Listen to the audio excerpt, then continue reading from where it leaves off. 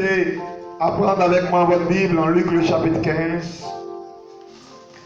Et nous allons lire l'une des paraboles données par Jésus. Luc 15, nous allons faire une longue lecture du verset 11, je dirais, au verset 32. Je lis la parole de Dieu.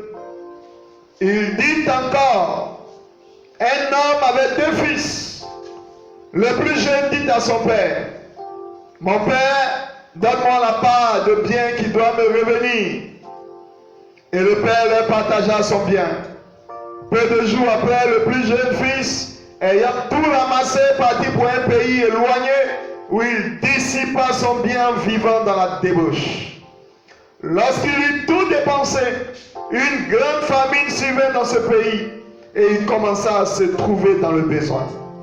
Il alla se mettre au service d'un des habitants du pays qui l'envoya dans ses champs garder les pourceaux. Il aurait bien voulu se rassasier des carouges que mangeaient les pourceaux, mais personne ne lui en donnait. Étant entré en lui-même, il se dit, combien de mercenaires chez mon père ont du pain en abondance, et moi, ici, je meurs de faim. Je me lèverai, j'irai vers mon père, je lui dirai, mon père, j'ai péché contre le ciel et contre toi, et je ne suis plus digne d'être appelé ton fils. Traite-moi comme l'un de tes mercenaires. Et il s'éleva et il alla vers son père. Comme il était encore loin, son père le vit et il fut ému de compassion. Il courut se jeter à son cou et le baisa. Le fils lui dit, mon père, j'ai péché contre le ciel et contre toi. Je ne suis plus digne d'être appelé ton fils. Mais le père dit à ses serviteurs, apportez vite la plus belle robe et l'en revêtez. Mettez-lui un anneau au doigt et des souliers aux pieds. Amenez le veau gras et tuez-le. Mangeons et réjouissons-nous. Car mon fils que voici était mort et il est revenu à la vie. Il était perdu et il est retrouvé et il commençait à se réjouir. Verset 25. Or le fils aîné était dans les champs. Lorsqu'il revint et approcha de la maison, il entendit la musique et les danses. Il appela un des serviteurs et lui demanda ce que c'était. Ce serviteur lui dit, ton frère est de retour. Et parce qu'il a retrouvé en bonne santé, ton père a tué le veau gras. Il se mit en colère et ne voulut pas entrer. Son père sortit et le pria d'entrer, mais il répondit à son père, voici, il y a tant d'années que je te sers, sans avoir jamais transgressé tes ordres. Et jamais tu ne m'as donné un chevreau pour que je me réjouisse avec mes amis. Et quand ton fils est arrivé, celui qui a mangé ton bien avec des prostituées, c'est pour lui que tu as tué le veau gras. Verset 31, mon enfant, lui dit le père, tu es toujours avec moi et tout ce que j'ai est à toi. Mais il fallait bien s'égayer et se réjouir parce que ton frère que voici était mort, qu'il est revenu à la vie, parce qu'il était perdu, qu'il est retrouvé. Alléluia. Soyez bénis depuis votre position. Je prie que ce temps que nous allons passer vous fasse beaucoup de bien. Cet après-midi, nous allons introduire par ce sous-thème que j'ai intitulé l'esprit de servitude. Nous allons introduire notre thème général, serviteur ou fils. Je crois que d'ici dimanche, vous pourrez répondre à cette question. Êtes-vous un serviteur de Dieu ou un fils de Dieu? Pour introduire, je vais traiter aujourd'hui de ce sous-thème que j'ai intitulé l'esprit de servitude. Alléluia.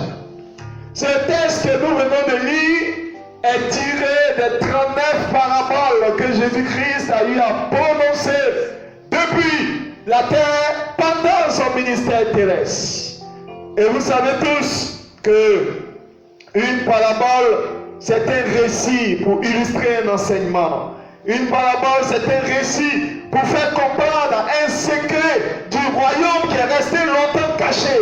Et Jésus a souvent utilisé des scènes, il a souvent utilisé des histoires, il a souvent utilisé des récits pour nous apporter un enseignement de taille pour nous apporter une vérité restée jusqu'à présent cachée à nos yeux. Et nous pourrions nous poser encore la question, alors, que nous enseigne la parabole du fils prodigue? Quelle est la vérité qui est cachée dans ce texte? Quel est ce mystère que Jésus-Christ dévoile en nous annonçant cette parabole? Je prie le Seigneur, bien avant de vous répondre, bien avant de répondre à cette question, j'aimerais que vous analysiez avec moi quelques éléments de ce texte pour nous aider à mieux cerner l'enseignement qui pourrait en découler. Alléluia. Écoutez, quelque chose attire mon attention dans ce texte. D'abord, la Bible nous dit que lorsque cet enfant est revenu de sa promenade, de sa débauche avec la prostituée, le Père a dit quelque chose de fondamental. Il dit apportez la plus belle robe et la revêtez. Voici une famille où tous les enfants sont habillés en robe. Voilà quelque chose qui m'intéresse. Quelle est cette famille où les enfants sont habillés en robe? Les enfants sont habillés en robe. Écoutez, et le Père continue pour dire, mettez-lui un anneau au doigt. Quelle est cette famille où les enfants ont des anneaux au doigt, on dit changer son soulier? Et l'enfant même dit, il y a dans la maison de mon Père le pain en abondance. Quelle est cette famille où il y a de la nourriture à gogo, il y a de la nourriture en abondance, où les enfants sont habillés en robe et ils portent des anneaux d'or? La Bible va nous décrire, il s'agit de quelle famille? Quel est l'enseignement que Jésus-Christ est en train de nous donner? Permettez-moi que je lise 2 Samuel 13 à partir du verset 8 afin de vous aider à comprendre mieux cette parabole, de vous aider à découvrir avec moi l'enseignement que cache cette histoire que Jésus-Christ vient de partager par cette parabole.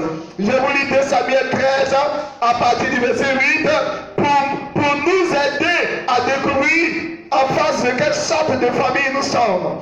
Je vous lis 2 Samuel 13 à partir du verset 8.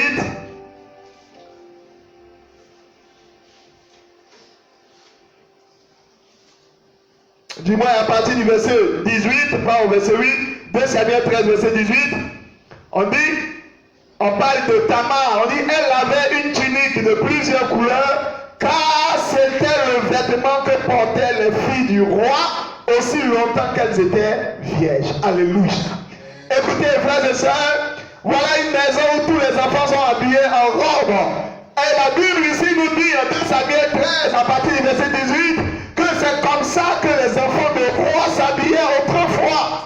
Écoutez, frères et sœurs, le texte est en train de nous dire petit à petit que l'histoire de ce monsieur avec ses 2 enfants, c'est l'histoire d'un roi avec ses princes, ou l'histoire d'une famille royale.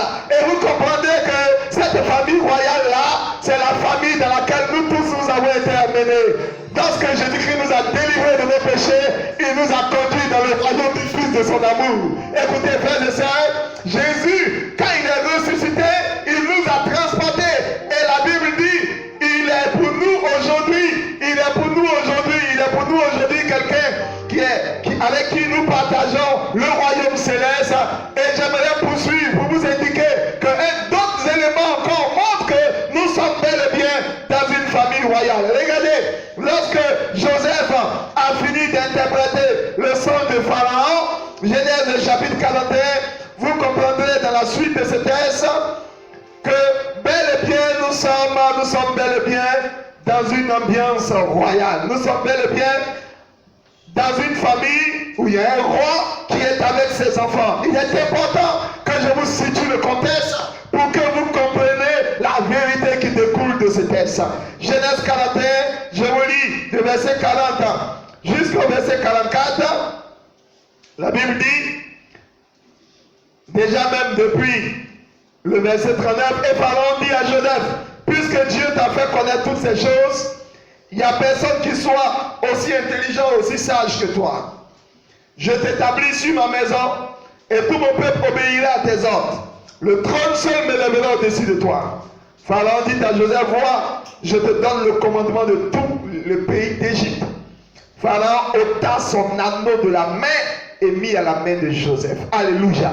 Il n'y a que les rois seuls qui enlèvent leur anneau pour le mettre au doigt enfant ou au droit d'une personne qu'ils veulent distinguer. Je vais vous inviter encore à lire Esther, le chapitre 3, et nous allons lire le verset 10.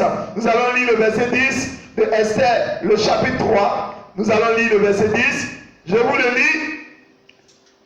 Le roi ôta son anneau de la main et le remit à Haman, fils d'Amadata, l'Agagite, ennemi des Juifs. Alléluia. Donc vous convenez avec moi, frères et sœurs, il n'y a que les rois qui portaient les anneaux en ce temps. Il n'y a que les rois qui faisaient porter leur anneau à d'autres personnes. Il n'y a que les enfants de rois qui s'habillaient en robe, en tunique, bigarrée de couleurs. Et c'était l'une des plus belles tuniques du royaume qu'on venait de mettre dedans. On venait de mettre au fils prodigue qui venait du pays lointain, qui venait de sa promenade avec les prostituées. Qu'est-ce que je vais vous faire comprendre, frères et sœurs, par ces différents passages que nous venons de lire? 2 Samuel 13, verset 18, Genèse 41, verset 40 à 44, Esther, le chapitre 3, le verset 18. Je veux vous convaincre, frères et sœurs, que la vérité que nous allons partager est une vérité qui concerne les relations entre un roi et ses enfants, ou les relations qui prévalent dans une famille royale. S'il te plaît, tu comprends, frères et sœurs, toi qui es en ligne, toi ma sœur, tu comprends que je suis en train de parler cet après-midi à ceux qui sont nés de Dieu. Tu comprends que je suis en train de parler cet après-midi à ceux qui ont accepté Jésus-Christ de Nazareth, qui ont accepté Jésus comme leur roi et comme leur Seigneur. Je suis venu parler à ces personnes qui sont nées de Dieu. C'est pourquoi je vais t'inviter, toi qui n'es pas encore né de Dieu, à saisir cette occasion, à ouvrir ton cœur et accepter Jésus-Christ comme ton Seigneur et ton Sauveur personnel. Pour l'heure, je vais vous révéler une vérité attachée à la famille royale. Je vais vous révéler une vérité attachée à la vie du royaume. Les semaines précédentes, nous avons parlé du principe du royaume. Nous avons parlé des concepts du royaume. Et cette semaine, nous allons parler de la vie dans le royaume. Et nous allons surtout parler de la vie dans la famille du roi. Et c'est important, frères et sœurs. Donc nous restons dans la continuité de l'enseignement sur les choses du royaume, parce que c'est notre nation. Et je crois que toi qui m'écoutes, c'est aussi ta nation. Il est important que vous compreniez quelles sont les relations qui doivent prévaloir entre nous et le roi que nous avons choisi. Quelle est l'ambiance qui doit régner entre nous qui sommes des fils et le roi que nous avons choisi comme notre père. Jésus nous dit que cette histoire, par les petits indices que nous avons décodés, Jésus nous dit que cette histoire a un contexte bien précis. Il s'agit du fonctionnement entre le roi et ses enfants. Et il est important que de prime abord, il est important que d'entrée de jeu, ce décor-là soit bien planté. Le texte que nous venons de lire situe un contexte bien précis. C'est une ambiance familiale, c'est une ambiance entre un roi et ses enfants. Alléluia. Deuxièmement, ce que je vais partager avec toi, quelque chose est très ironique dans ce texte que nous venons de lire. Je dirais quelque chose est très ridicule. Quelque chose fait rire dans le texte que nous venons partager. Dans cette famille royale, il y a quelque chose qui est ironique. Écoutez mon frère, je sais que vous avez certainement remarqué cette ironie. Le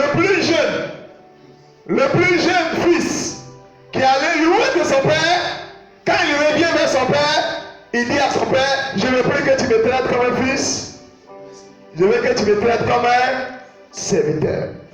Et ce qui fait rire dans cette maison-là, c'est que l'aîné qui s'est toujours comporté ou qui s'est toujours pris pour un fils, lui il se comporte comme un serviteur. Et le petit que le père accueille comme un fils, lui il veut que son père le traite comme un serviteur. Et l'aîné qui s'est toujours présenté comme un fils, lui il se comporte comme un serviteur. Il y a un syndrome dans cette maison, il y a une maladie dans cette maison, et c'est de cette maladie-là que je vais vous parler, frère. J'ai appelé cette maladie l'esprit de servitude. Alléluia. Pour moi, cette famille avait un problème sérieux. Quelqu'un est fils, il veut que son papa le traite comme un serviteur. Quelqu'un un fils, il se comporte comme un serviteur. J'ai remarqué que dans cette maison-là, les enfants, dès qu'ils pêchent, ils veulent que papa compose avec eux comme s'il composait avec la servante. Et l'autre, lui, il n'a jamais péché. Lui, il a toujours servi papa. Mais lui, qui est le fils, il s'est toujours aussi comporté comme un serviteur, puisqu'il ne sait même pas que tout ce qui est dans la maison était à lui. Au contraire, il dit même à son père, j'ai travaillé avec toi depuis des années. Je t'ai servi. Regardez, il est fils, mais il parle à son père comme un serviteur qui est en train de parler à son patron. Il dit, je t'ai servi toute cette année. Tu ne m'as même pas donné un petit salaire comme un chevreau. Je n'ai jamais eu de salaire pour toi. Un peu comme une servante qui parle à sa patronne. Depuis que je travaille avec toi, tu ne m'as jamais rien donné. Un fils ne parle pas comme ça. Il y a un problème dans cette famille. Et écoutez, frères et sœurs, qu'est-ce que Jésus-Christ veut nous enseigner? Jésus-Christ veut nous enseigner qu'il est mort, il est ressuscité pour faire de nous des fils dans son royaume.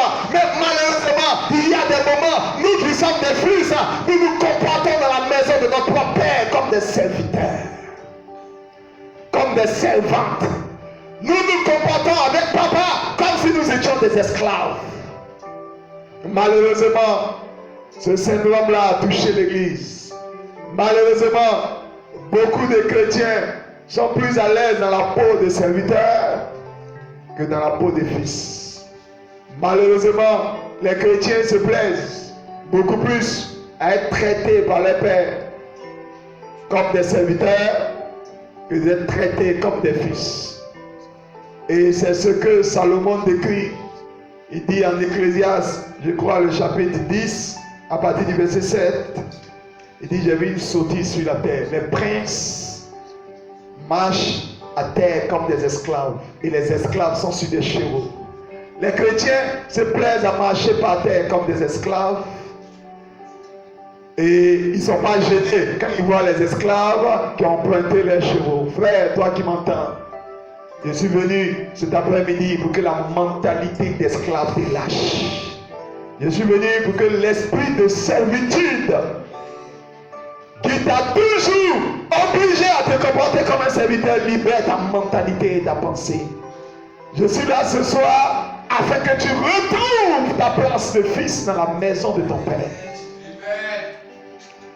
Et je crois que ce temps que nous allons passer ensemble va te bénir. Je crois que ce temps va te bénir. Là où tu es, s'il te plaît, like, vous dis Amen, dis un mot pour donner une réponse. Je crois que ce temps va te bénir. Alléluia. Pour revenir à notre histoire de base, oh frère, oh frère, oh frère, oh frère. Je vais les rappeler encore. Je vais les rappeler. Vous regardez dans cette histoire, les fils du roi qui étaient des héritiers se comportaient dans la maison de leur propre papa comme s'ils étaient des serviteurs. Comme s'ils étaient des serviteurs. Un peu comme des princes qui ont quitté les chevaux pour marcher à terre. Voilà pourquoi nous avons intitulé ce séminaire de cette semaine Fils ou serviteur. Fils ou serviteur. Hélas, hélas, hélas. Malheureusement, en tant qu'enfant de Dieu, on est très à l'aise en tant qu'esclave dans la maison de notre Père. Et nous sommes touchés par une maladie que je vais dévoiler cet après-midi.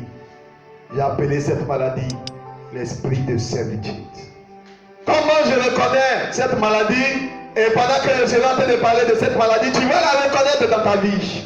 Tu vas la reconnaître. Regardez un des symptômes de cette maladie. Le fils prodigue, parce qu'il a péché, parce qu'il a fait quelque chose qui n'était pas la gloire de son père, il dit à son père, traite-moi comme l'un de tes serviteurs. Ceux qui sont atteints de cette maladie, quand ils viennent à l'église et qu'ils ont fait des fautes dans le passé, ils croient que papa les a reniés. Et dans leur attitude, eux-mêmes, ils ne se sentent plus dignes. Écoutez-moi bien, écoutez-moi bien. Les fautes d'un enfant ne le retirent pas de la famille. Malheureusement, quand tu es atteint par cette mentalité, c'est toi-même qui te retires de la famille. Et ça fait que beaucoup de chrétiens dans leur esprit croient que Dieu les accepte parce qu'ils sont parfaits. Et malheureusement, qu'est-ce qui se passe? Quand tu es frappé par cette maladie, tu cherches à plaire à Dieu par tes œuvres. La Bible dit ce n'est pas par la force, ce n'est ni par la puissance, c'est par l'esprit.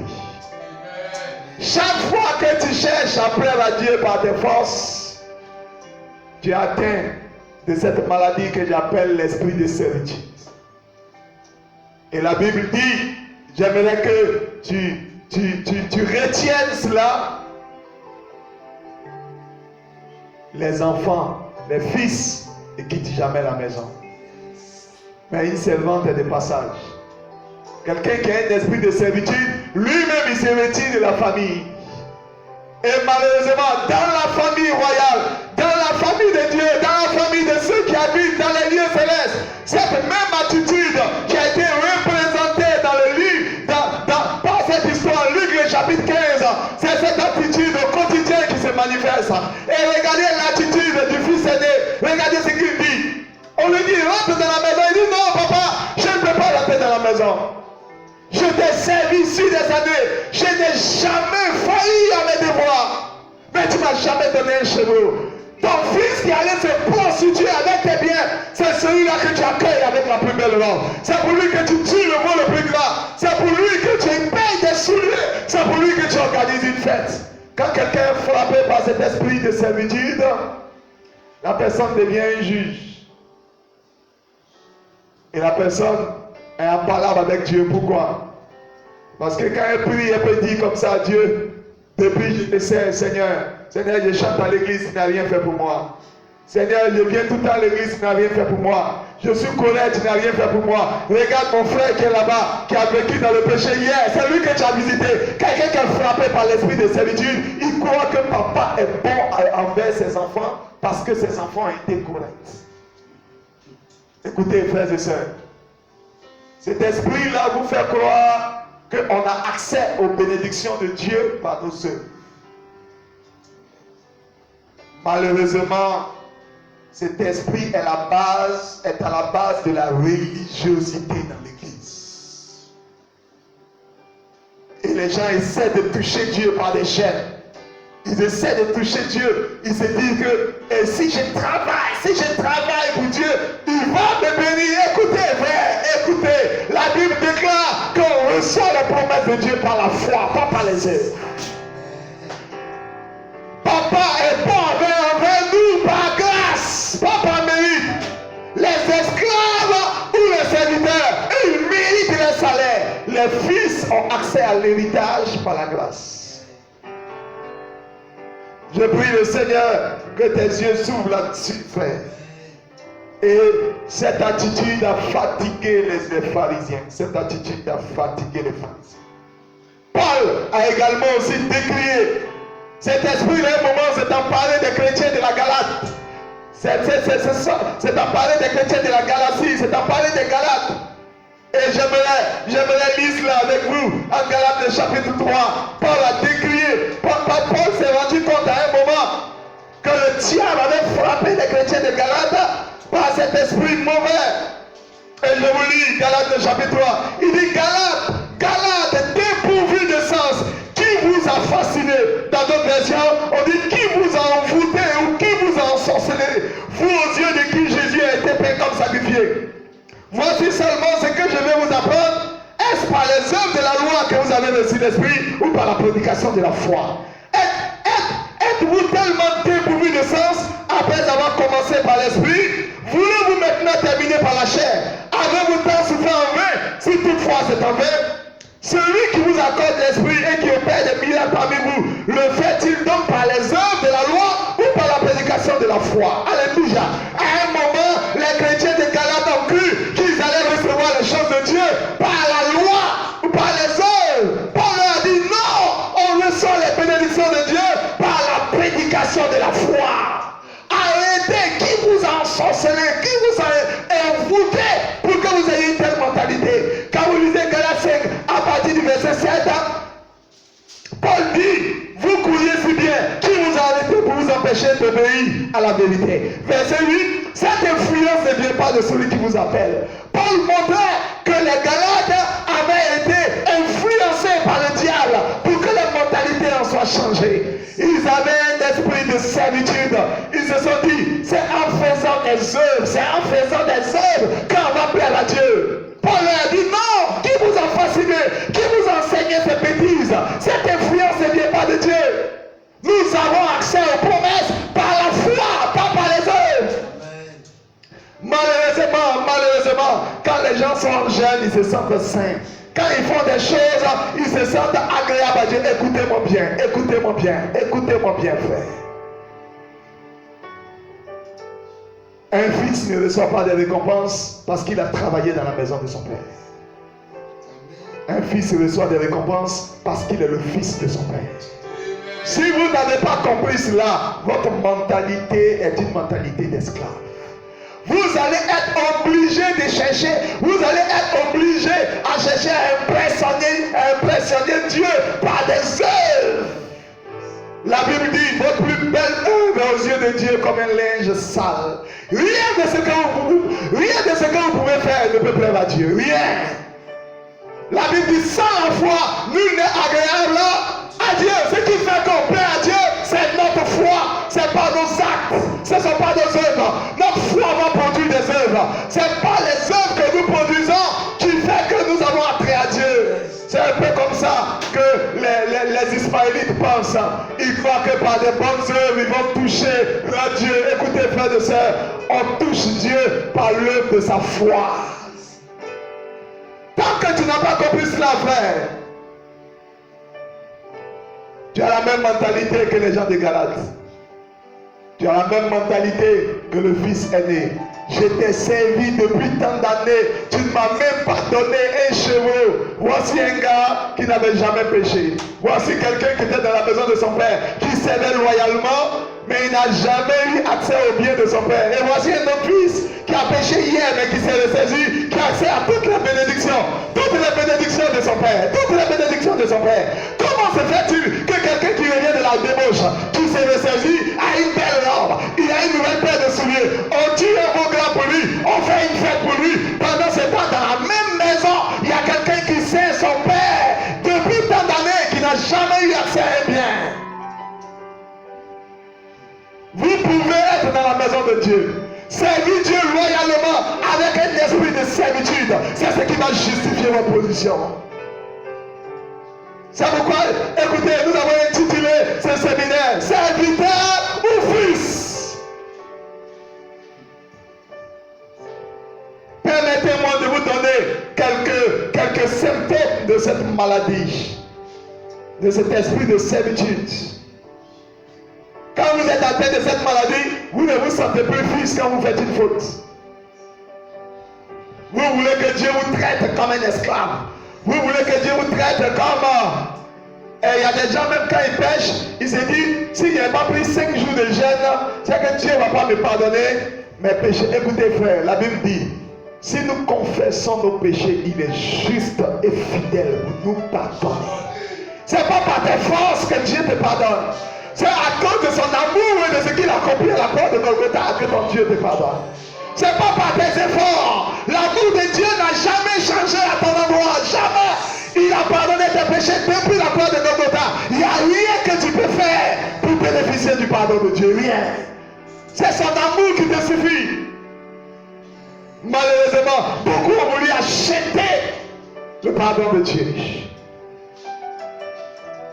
Quand vous êtes atteint de cette maladie, vous pensez recevoir les bénédictions par vos œuvres.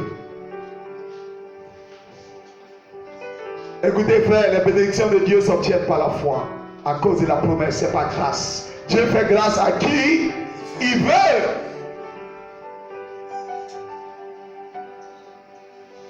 Si tu veux que Dieu récompense tes œuvres, ça veut dire que tu es un ouvrier. L'ouvrier mérite son salaire. Ça veut dire que dans la maison de ton père, tu es un serviteur. Un fils n'a pas besoin de laver le salon pour avoir accès au frigo de papa. C'est parce que c'est son père, donc il a accès au bien dans la maison de son père.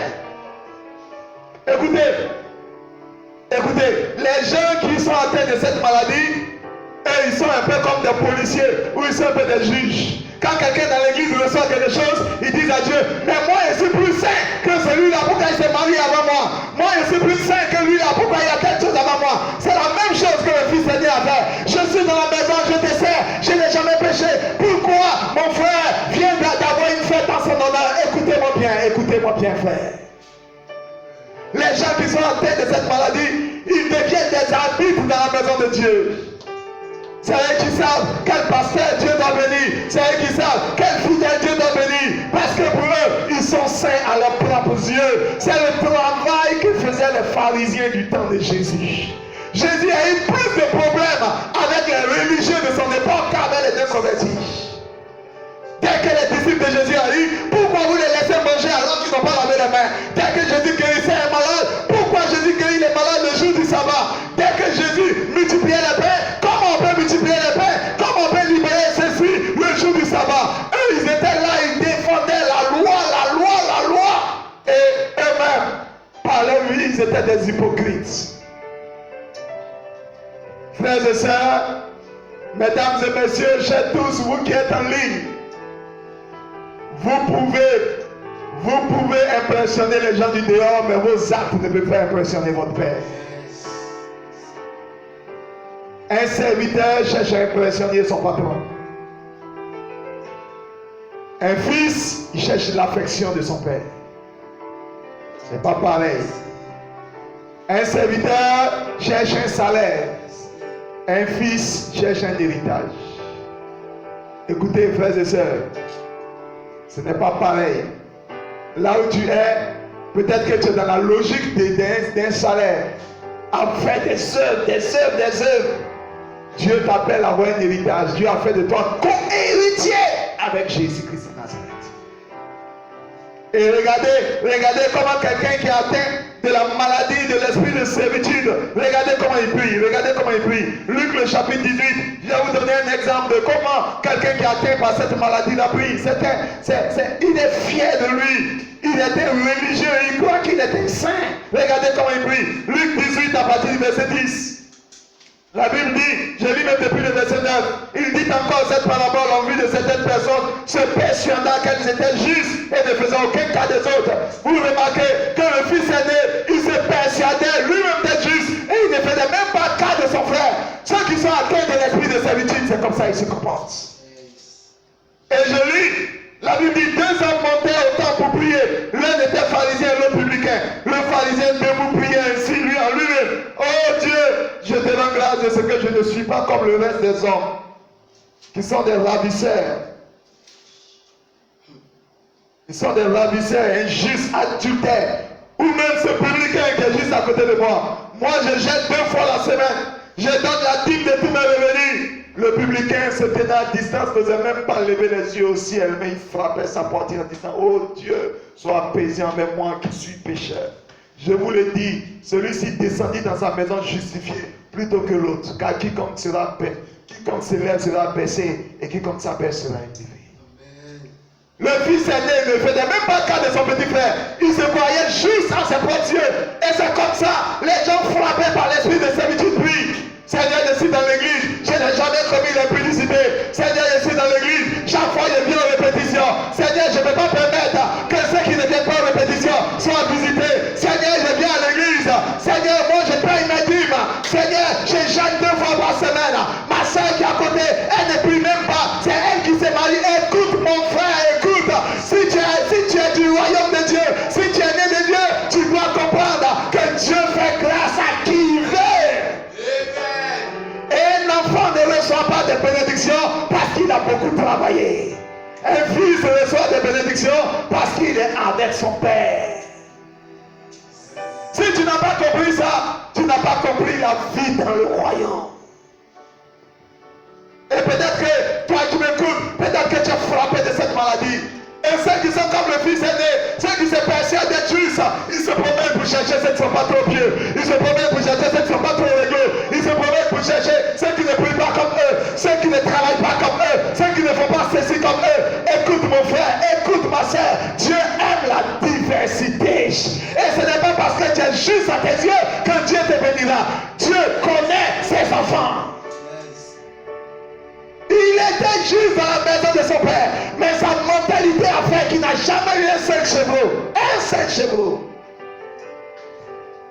Je prie le Seigneur que tu comprennes que les héritiers le sont, les héritiers de Dieu le sont par la grâce.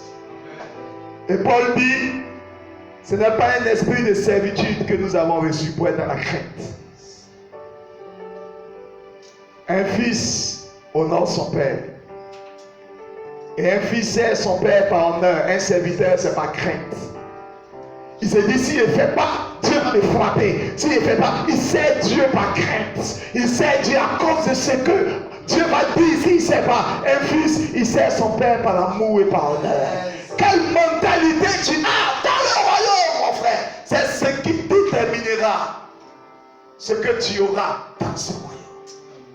Ta manière de prier, ta manière de te comporter avec tes frères dans l'église, ta manière de te comporter avec Dieu définit si tu es un fils ou si tu es un serviteur.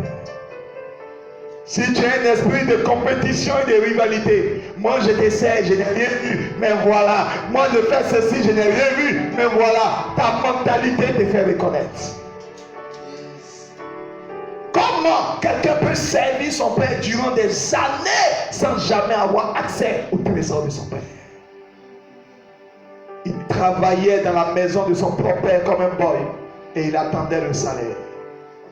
Malheureusement, beaucoup d'enfants de Dieu sont dans cet esprit de servitude. C'est cet esprit qui fait des religieux dans l'église et ces religieux-là croient qu'ils sont chrétiens. Ils croient que la vie de Dieu est en eux. Je suis là en ce jour et je suis là pour introduire ce thème afin que tu te poses une question. Suis-je un serviteur de Dieu? Suis-je un fils de Dieu? Ai-je une mentalité de servitude ou une mentalité d'adoption? Le vendredi, je parlerai de l'esprit d'adoption qui fait des personnes des fils. Et le dimanche, je vous donnerai la différence qu'il y a entre un fils et un serviteur.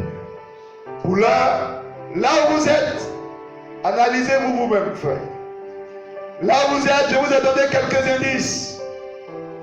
Quelques indices. Quelle est votre mentalité quand vous venez de faire une faute? Est-ce que vous ne vous sentez pas étranger à la maison de Dieu? Quand aussi vous êtes correct vis-à-vis de Dieu, est-ce que vous n'avez pas l'impression? Est-ce que vous n'avez pas l'impression que parce que vous avez beaucoup travaillé, Dieu doit vous donner certaines choses? Quelle est votre mentalité? Comment vous regardez les autres? Comment vous regardez les autres? Est-ce que vous ne vous persuadez pas vous-même que vous êtes juste? Est-ce que vous ne cherchez pas à établir votre justice par vos œuvres? Est-ce que vous n'avez pas la même maladie que les gens de Galates? Est-ce que vous n'êtes pas atteint du même virus que le fils prodigue? Traite-moi comme l'un de tes serviteurs. Est-ce que vous n'avez pas la même maladie que le fils aîné? Je t'ai servi des années, mais tu ne m'as rien donné. Est-ce que votre prière ne ressemble pas à cette plainte?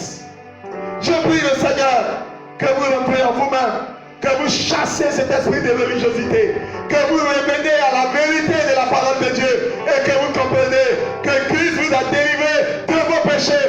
Il vous a envoyé dans le royaume du Fils de son amour. Dieu veut établir avec vous une relation de famille. Pas une relation professionnelle, mais une relation affective. Est-ce que vous n'êtes pas devenu un boy dans la maison de votre propre père? Est-ce que votre manière de vivre, votre vie chrétienne, n'est pas une manière servante ou une manière de serviteur? Est-ce que vous n'êtes pas en face d'un patron ou un maître? Ou est-ce que vous êtes en face d'un père ou de votre père?